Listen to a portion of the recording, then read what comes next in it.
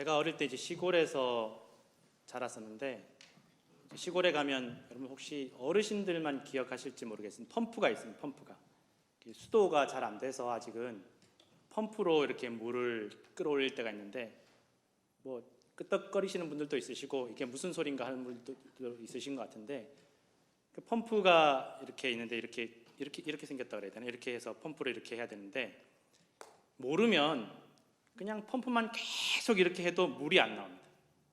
물이 안 나. 그래서 어릴 때는 이게 펌프가 고장났나, 이거 펌프를 새로 바꿔야 되나. 그런데 이제 어른이 오셔서 야야, 거기 그냥 펌프만 이렇게 해서 안 되고 물을 조금 부어야 된다. 아니, 물 끌어올리려고 만들어 놓은 펌프인데 왜 거기다 또 물을 붓냐고. 모르니까. 그런데 물을 부어야 물이 나온다 그러시더라고요. 그래서 물을 조금, 실제로 말씀대로 물을 부으니까, 물을 붓고 잽싸게 이렇게 펌프를 하니까 이게 물이 올라오는 거예요. 어마어마한 물들이 올라오는 거예요. 그 원리를 나중에서야 원리를 깨달은 거예요. 그 물을 조금 부어야 그 펌프 주위로 공기가 막혀져서 그 밑에 있는 그 우물물이 끌려 올라오는 거예요. 모르니까 아무리 그냥 펌프질을 해도 물이 안 나오는 거예요. 여러분, 이 물을 마중물이라고 한답니다. 마중물. 이 마중물을 부어야 펌프의 기능이 제대로 작동을 한다는 것입니다. 여러분, 우리가 살아가면서 우리의 예배가, 우리의 섬김과 헌신이 마중물이 되어서 더 큰 은혜, 더 큰 평안을 주님께 허락하여 주실 줄로 믿습니다. 또 예배 가운데 은혜 시간 되실 줄로 믿습니다. 오늘 본문의 달란트 비유는 우리가 잘 아는 이야기이고 또 많이 들어봤던 이야기입니다. 멀리 다른 나라에 가면서 한 사람이 자기 재산을 3명의 종들에게 나누어서 맡겼다라고 성경에는 기록이 되어 있습니다. 사실 이 비슷한 이야기가 누가복음에도 나옵니다. 누가복음에는 한 귀족이 멀리 다른 나라에 왕위를 받으러 가면서 10명의 종들에게 재산을 맡기고 나중에 돌아와서 결산한다는 내용이 누가복음에도 나와 있습니다. 학자들은 이게 원래 한 이야기가 나중에 변해서 이렇게 된 게 아닌가. 또 어떤 분들은 예수님께서 분명히 뜻을 가지고 따로따로 이야기를 하셨다라고 이야기를 하기도 합니다. 대체로 이 분명히 특징들이 다 다르기 때문에 다른 이야기로 본다라는 것입니다.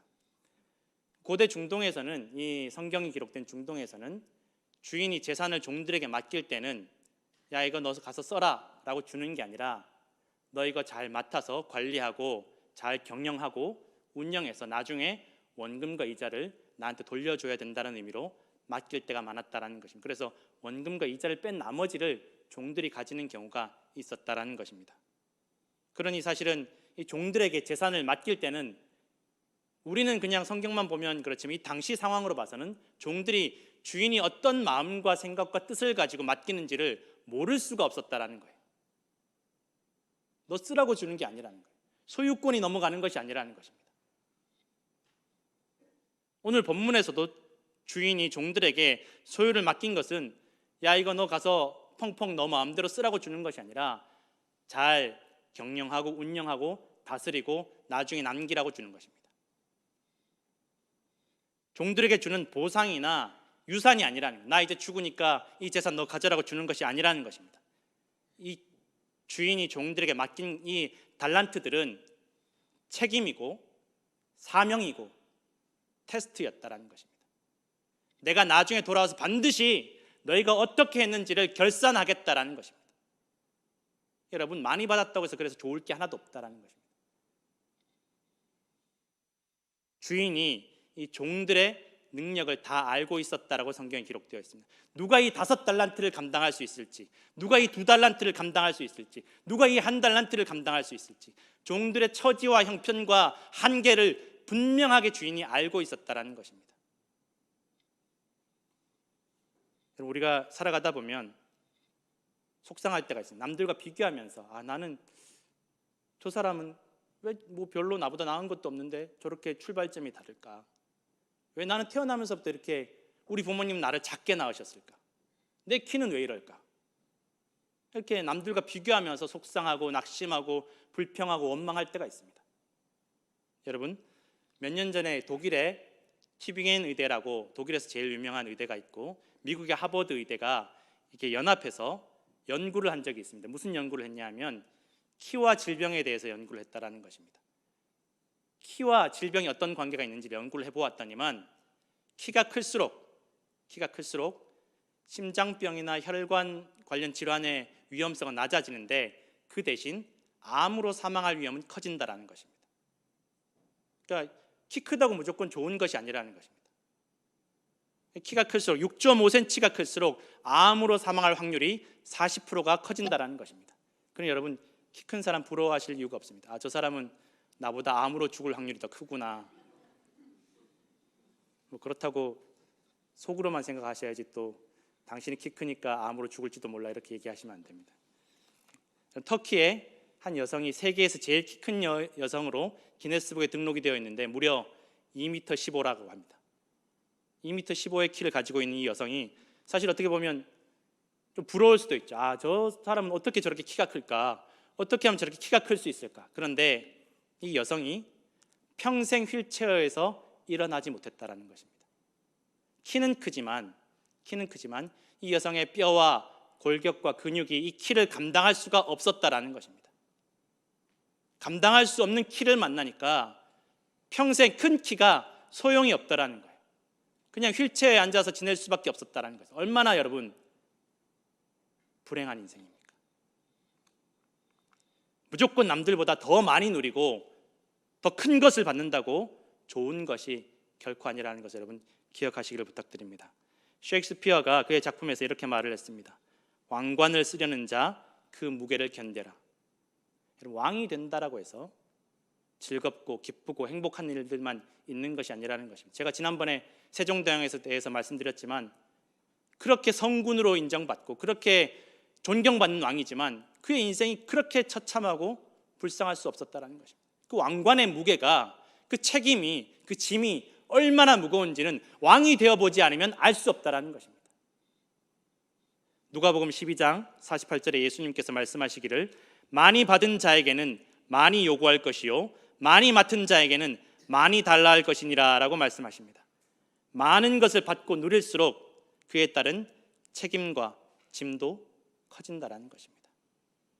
우리 교회에 이제 농장 하시는 분들이 있으신데 이야기를 들어보면 넓은 농장을 하시는 분도 있고 조그만 넓이의 농장을 하시는 분들이 있는데 넓은 농장을 하시는 분이라고 무조건 다 좋은 것이 아니에요. 물론 많이 수확을 얻지만 그 넓은 농장을 제대로 관리하지 못하면 오히려 조그마한 넓이의 농장을 관리하는 것만 못한 결과를 얻을 때가 많이 있다는 것입니다. 무조건 넓고 많은 것을 관리하는 것이 좋은 것이 아니라는 것입니다. 보면 이 사람은 정말 저 넓은 농장을 다 관리하기가 어려울 텐데 무조건 나는 넓게 달라고, 털을 넓게 달라고. 그런데 막상 주면 관리를 못하는 거예요.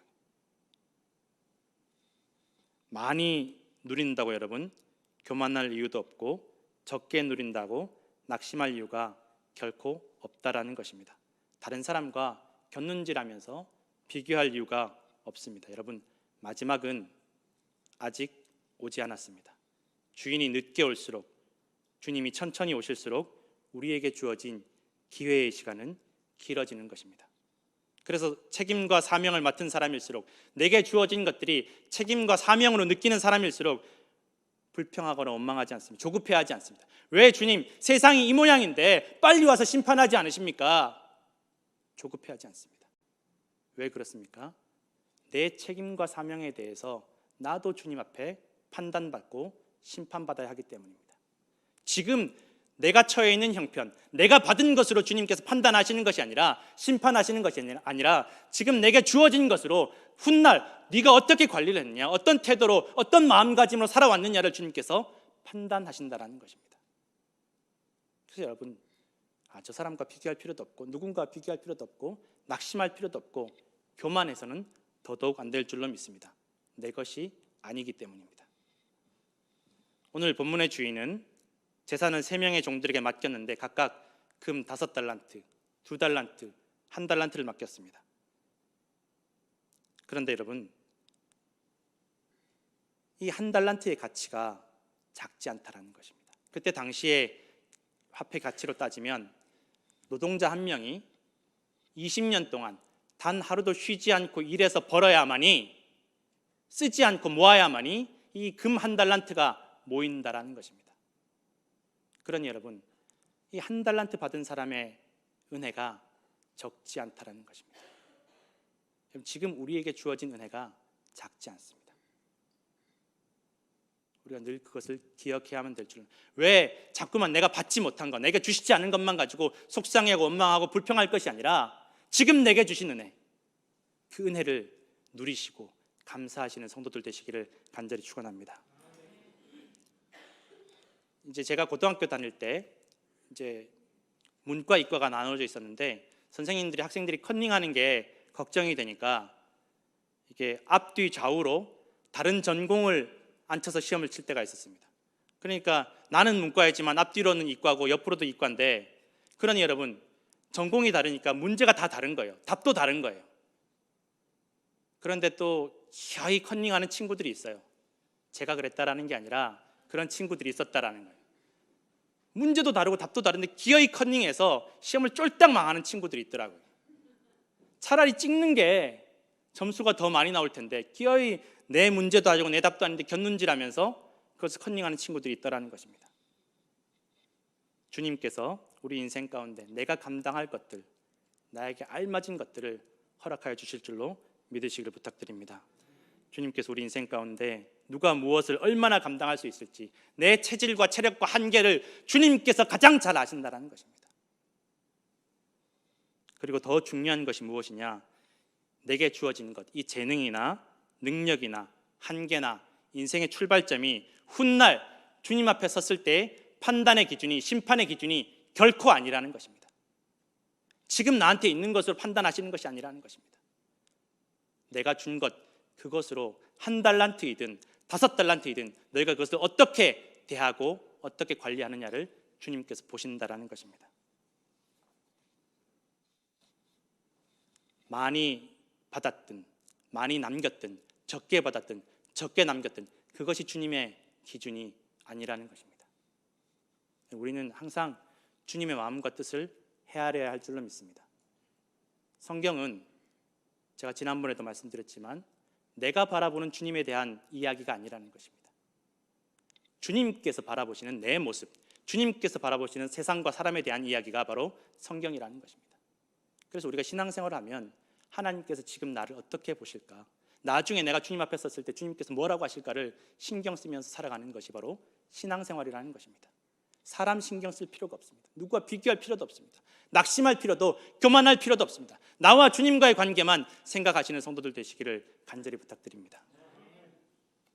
그런데도 한 달란트 받은 사람은 낙심하고 실망하고 시험에 듭니다. 3명의 종들이 다 달란트를 받자마자 가서라고 성경에 기록되어 있습니다. 5달란트 받은 사람도 가서, 2달란트 받은 사람도 가서, 1달란트 받은 사람도 가서.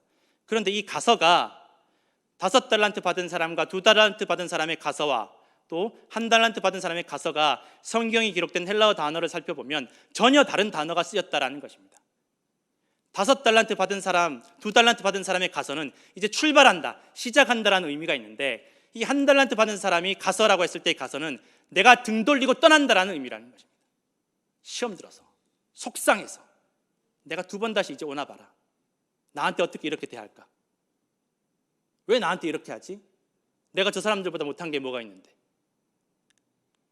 주인에게 등 돌리고 떠난다라는 의미가 있다는 것입니다. 이미 시작부터 시험이 잔뜩 들어서 간 것입니다.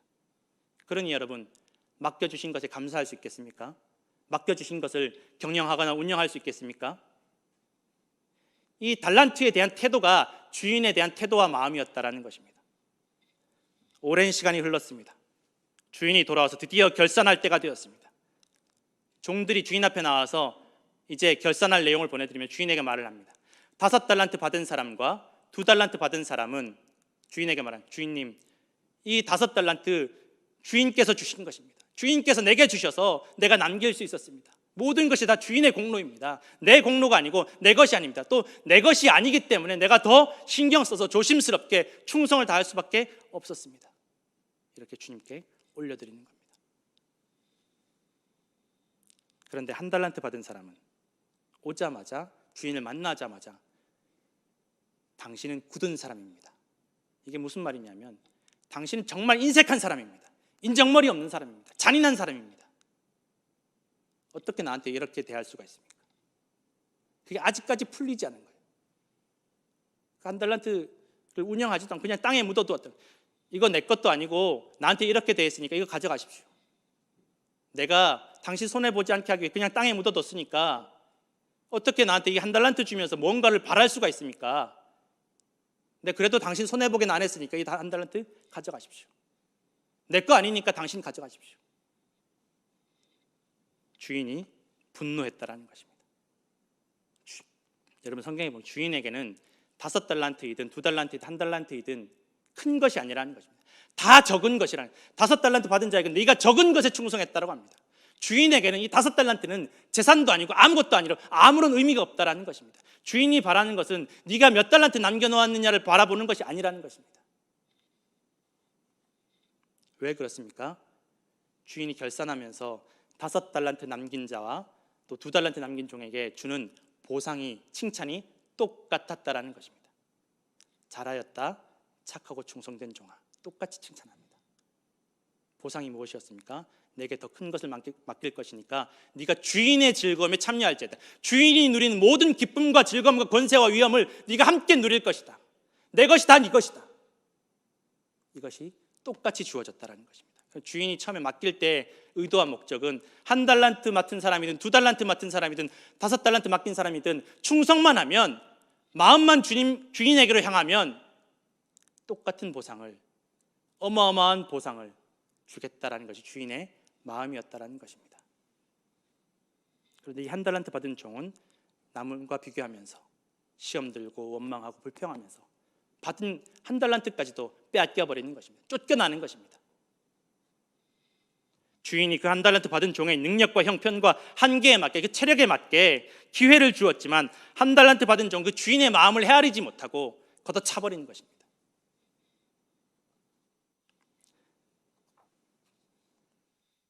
여러분, 오늘 우리의 모습은 어떻습니까? 1달란트 받은 사람입니까? 2달란트 받은 사람입니까?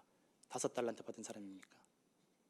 내게 남은 시간이 얼마 되지 않고, 내 체력이 얼마 되지 않고, 내 시간이 얼마 되지 않지만 주님께서 우리에게 바라시는 것은 내가 무엇인가를 많이 남기고 많은 공로를 쌓는 것이 주님께서 원하시는 우리의 모습이 아니라는 것입니다. 지금 내게 주어진 것, 맡겨진 상황 안에서 내가 주님을 얼마나 사랑하고 주님께 얼마나 충성하는지를 주님께서 보시고 계신다는 것입니다. 스페인의 유명한 첼리스트 파우 카잘스라는 사람이 있습니다. 카잘스는 굉장히 유명한 이 첼리스트인데 그의 아버지는 교회의 오르간 연주자였습니다. 정말 가난한 오르간 연주자였습니다. 어머니는 귀족 출신인데 정말 부유한 집안에서 아버지와 눈이 맞아서 결혼을 했는데, 근데 모든 것들을 다 버리고 아버지에게로 온 거예요. 집안에서도 내켜하지 않는데 다 버리고, 내가 아버지 재산, 그 명예, 그 인기 다 필요 없고 나는 이 사람 사랑하기 위해서 왔습니다. 평생 그렇게 수수하고 검소하게 살았다라는. 그리고 카잘스에게도 항상 너 겸손해라, 감사해라, 너 주어진 것에 감사해라. 나중에 이 카잘스라는 사람이 유명해져서 재산을 많이 모아서 어머니 제가 이제 돈 많이 벌었으니까 어머니 이제 편하게 사세요. 어머니 좋은 옷도 입으시고 좋은 음식도 먹으시고 그렇게 좀 부유하게 사세요. 아니야, 이 재산 다 너 거 아니냐. 나는 가난한 사람의 아내이니까 이대로 살 거야. 너 네 건 네가 써라. 내가 그 아버지의 재산도 다 버리고 왔는데 이것 내가 누리지 못할 것이 뭐냐. 내가 그냥 이대로 감사하고 만족하고 산다. 너는 부자지만 나는 가난한 남자의 아내다. 난 이렇게 사는 것이 좋다 라고 아들에게 겸손을 가르쳤다라는 것입니다. 그의 아버지는 이 카잘스가 어릴 때부터 이 음악의 재능을 보이고 막 신동 천재처럼 보이니까 항상 카잘스에게 말하기를, 어쩌다 재능 타고났다고 너 우쭐대지 말라는 거예요. 너 이 재능 타고난 것은 네게 아니라는 거예요. 하나님 주신 거니까 너 교만하지 말라는 거예요. 그리고 중요한 것은 네가 가지고 있는 재능이 중요한 것이 아니라 이 재능을 가지고 무엇을 하느냐가 더 중요하니까 너 이 재능을 가지고 어떻게 사용할지를 항상 생각하고 살아가라라고 아버지가 어릴 때부터 카잘스를 가르쳤다라는 것입니다. 그런데 이 카잘스의 부모님이 카잘스에게 뒷받침을 해줄 수가 없었는데 이렇게 자란 카잘스에게 길이 열리기 시작합니다. 카잘스가 천재적이고 똑똑하고 또 겸손하니까 수많은 귀족들이 카잘스를 후원해주고 데려다가 온갖 교육을 다 시켜주는 것입니다. 철학, 역사, 수학, 미술, 외국어, 부모님이 해줄 수 없는 것들을 이 후원자가 다 이렇게 채워주는 것입니다. 그런데 카잘스가 이 교육을 받고 이렇게 자라면서 나중에 어떤 생각을 가지게 되었느냐? 나는 음악에만 빠져들 수가 없습니다.